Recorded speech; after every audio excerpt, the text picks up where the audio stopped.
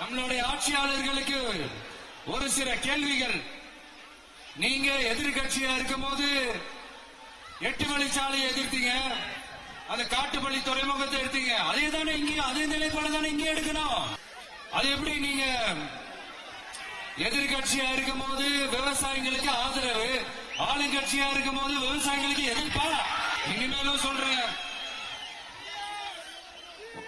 உங்க நாடகத்தெல்லாம் பார்த்துக்கிட்டு மக்கள் சும்மா இருக்க மாட்டாங்க.